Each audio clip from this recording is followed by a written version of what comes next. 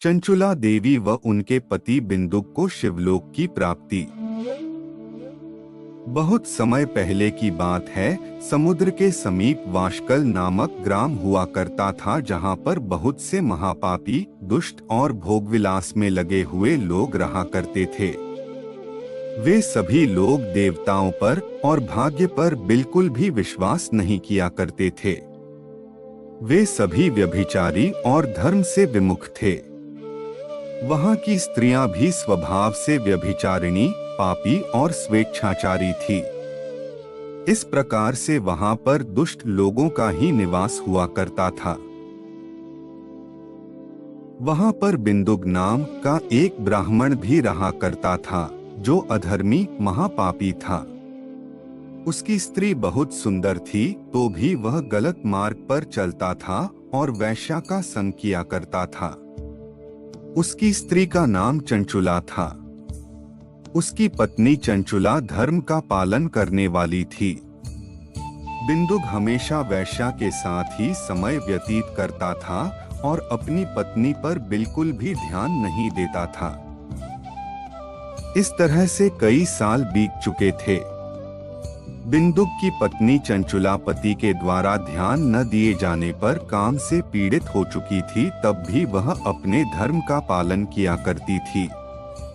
बहुत वर्ष बीत जाने पर चंचुला अपने धर्म से भ्रष्ट हो गई और दुराचारी हो गई। उसने भी अधर्म का रास्ता अपना लिया और दुराचार करने लगी। इस तरह से दोनों पति और पत्नी दुराचार में लगे रहे और कई साल व्यतीत हो गए।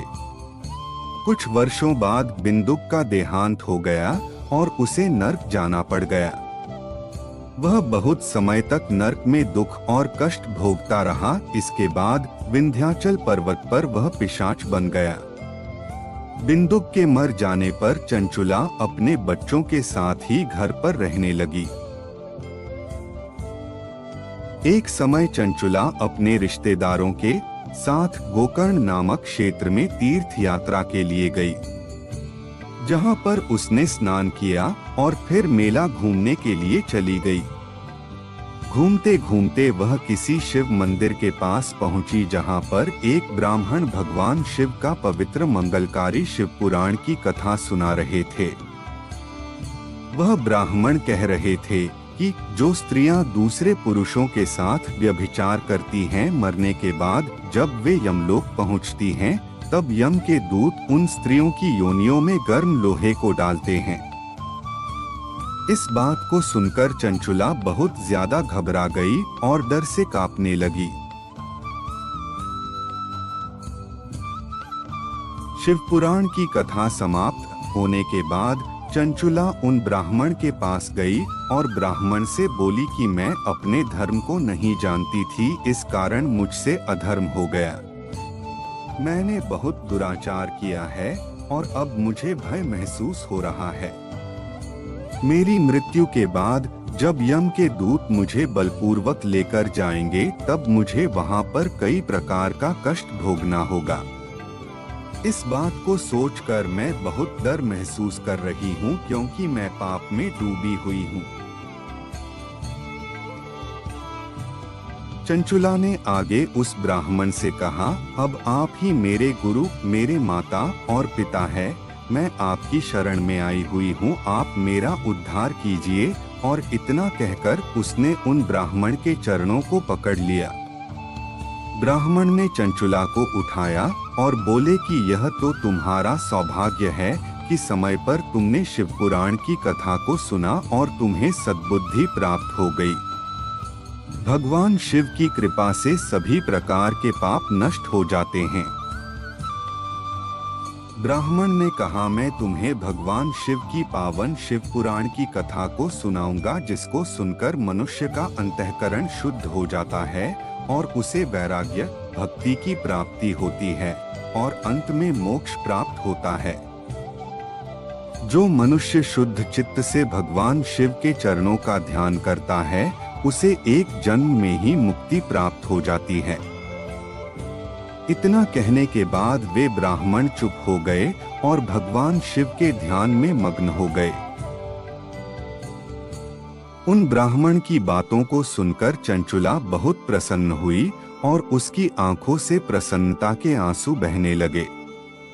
चंचुला ने उन ब्राह्मण के सामने अपने दोनों हाथ जोड़ लिए और इसके बाद वह उन ब्राह्मण की सेवा में ही लगी रही। ब्राह्मण की सेवा में रहते हुए चंचुला ने शिव महापुराण की पूरी कथा को सुना, जिससे उसमें भक्ति, ज्ञान और वैराग्य बढ़ने लगा और समय आने पर उसे मुक्ति प्राप्त हुई।